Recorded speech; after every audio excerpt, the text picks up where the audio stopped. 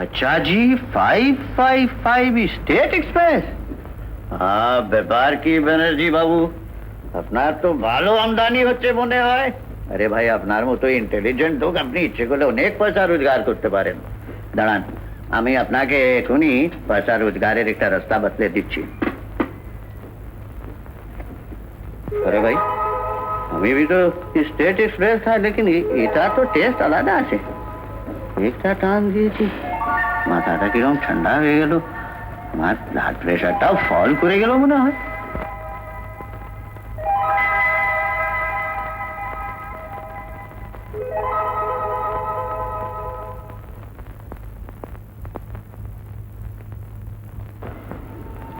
ঘনশ্যাম বাবু, ঘনশ্যাম বাবু, zip দেখি, zip.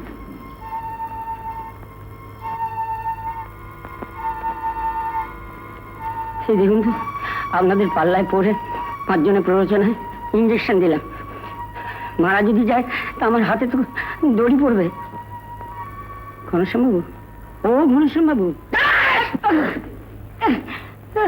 আমার চাবি কোথায়?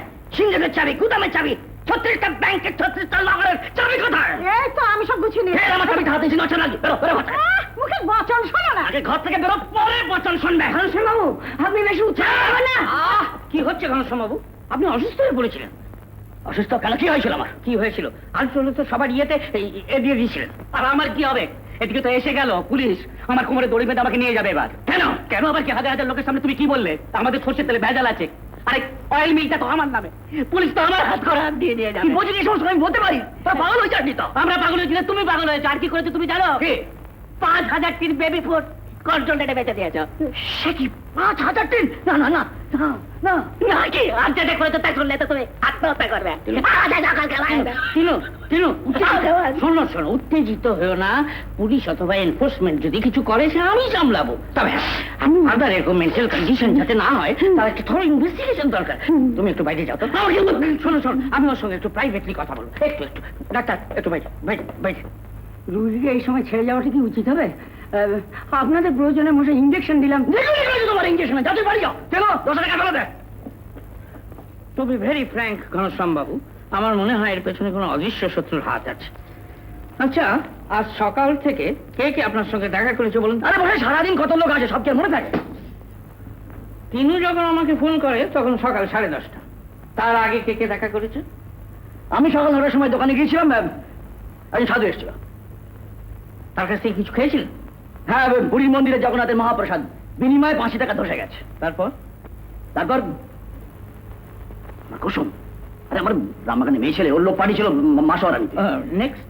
হ্যাঁ, তারপরে এসেছিল আমাদের পাড়ার ওই যে, আরে ওই যে অবনী বাবু, আরে ওষুধের কোম্পানি চাকরি, সে কেমিস্ট ছোকরা। হ্যাঁ হ্যাঁ, ও আমার একটা চারমিনার সিগারেট দিয়েছে।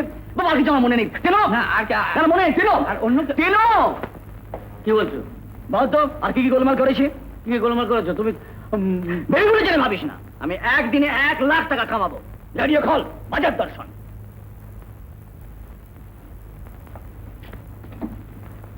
আজ একটি বিশেষ খবরে প্রকাশ, চোরামিয়া কেমিক্যাল ইন্ডাস্ট্রির মালিক শ্রী চোরামিয়া 30 লক্ষ টাকা নগদ ইনকাম ট্যাক্সের কাছে তুলে দিয়েছেন। তিনি নিজেই স্বীকার করেছেন যে ওই 30 লক্ষ কালো টাকা তিনি বেআইনিভাবে রেখেছিলেন। এছাড়া 40টি ব্যাংকের লকারের চাবি তিনি সেন্ট্রাল এক্সাইজের হাতে তুলে দেন।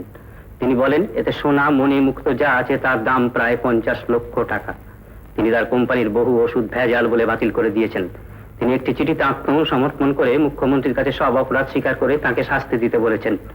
এবং আমাদের টেলিভিশনের প্রতিনিধি শ্রী চোরামিয়ার কাছে একটি ইন্টারভিউ নিতে গেলে দেখা যায়, রাম চরণ দিন রাতি ভজুমন, রাম চরণ দিন রাতি।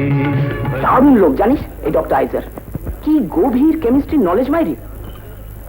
কেমিস্ট্রির নলেজ গভীর বা অগভীর সেটা তুই বুঝলি কি করে? কারণ উনি যে বললেন। তাহলে তুই মুখ খুলেছিলি? আমাদের মধ্যে একজন সাংবাদিক জিজ্ঞেস করলেন, আচ্ছা কেমিস্ট্রি দিয়ে কি মানুষের চরিত্র বদলানো সম্ভব? তার উত্তরে উনি কি বললেন? উনি বললেন, ডক্টর জেকেল অ্যান্ড মিস্টার হাইডের মতন কোন ওষুধ। আর বলেই হাসতে লাগলেন। উঠি, ইন্টারভিউ আছে। এবার কি কোনো গাইনোলজিস্ট পাঠানো? দোস্তিদার একটা প্রেস কনফারেন্স রেখেছেন। এই, তোর যদি কোনো কাজ না থাকে চল না আমার সঙ্গে, এরপর তো আর দেখা হবে না। কেন? আমি দিল্লিতে ট্রান্সফার হয়ে যাচ্ছি। হ্যাঁ রে, ওখানে বাইরের লোক অ্যালাউড তো? আরে হ্যাঁ হ্যাঁ, চল আয়।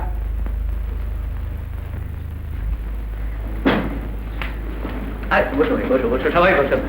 কেমন আছো সব? ভালো তো? আরে দাঁড়ালে কেন? বসো বসো বসো। তবে বাড়ির খাওয়া সব ভালো? আচ্ছা, এবারে তাহলে সব লিখে নাও। বাপি, আমি কলেজে যাচ্ছি। আচ্ছা আচ্ছা, থাক থাক না। তুমি বড় গাড়িটা নিয়ে যেও, কেমন? আর শোনো, হ্যাঁ। ড্রাইভারকে ছেড়ো না। আসছি। রোজ কলেজ যাওয়ার সময় আমাকে প্রণাম করা যায়। তোমাদের 5 জনের শুভেচ্ছায় মেয়ে ভাগ্য আমার খুব ভালো। আচ্ছা, তাহলে এবার বেশ ভালো করে গুছিয়ে লিখে নাও। আমি ইলেকশনে দাঁড়াচ্ছি ইন্ডিপেন্ডেন্ট ক্যান্ডিডেট হিসেবে।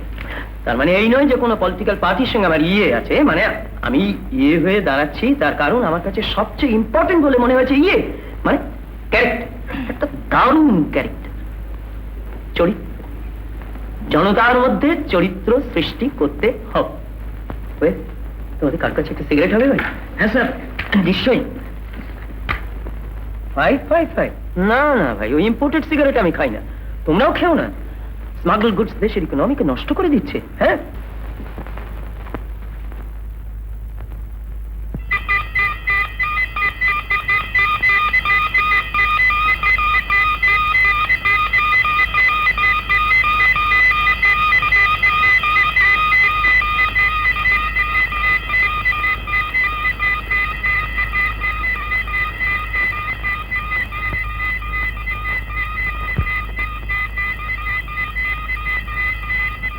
কেউ ভালো করে পড়াশোনা করছো না, জানো? এটা খুব দুঃখের। কলেজের রেজাল্ট ভালো না হলে ব্রাঞ্চ বন্ধ হয়ে যাবে। একমাত্র শর্মিলার ওপর আমাদের ভরসা। আশা করি ইউনিভার্সিটিতে স্ট্যান্ড করবে। অনুরাধা, তুমি তোর পাশে বসো, তুমি ওর কাছে কিছু শেখো। তোমার রেজাল্ট কিন্তু মোটেই ভালো হচ্ছে না। তোমরা শুনে খুশি হবে, শর্মিলার বাবা আমাদের কলেজে 50,000 টাকা দিয়েছেন। বাপি বলেছেন পরে আরো টাকা দেবেন। তোমার বাপি একজন মহাপুরুষ। বাপি কিন্তু ভীষণ স্ট্রিক্ট, আমাকে একদম বাড়ির বাইরে যেতে দেন না। সিনেমা, গান বাজনা সমস্ত বন্ধ। একটা ছেলের সঙ্গে কথা বলতে দেন না। উনি ঠিকই করেন। ছাত্রী জীবনে গার্জিয়ানদের এরকম স্ট্রিক্ট হওয়াই দরকার।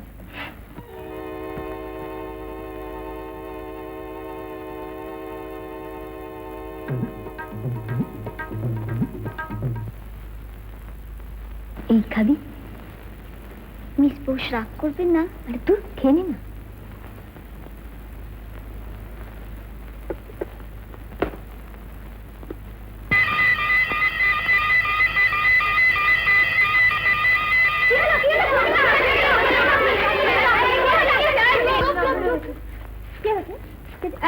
যাও তোমরা এক গ্লাস জল নিয়ে সাথে যাও, সেটি যাও। শর্মিলা।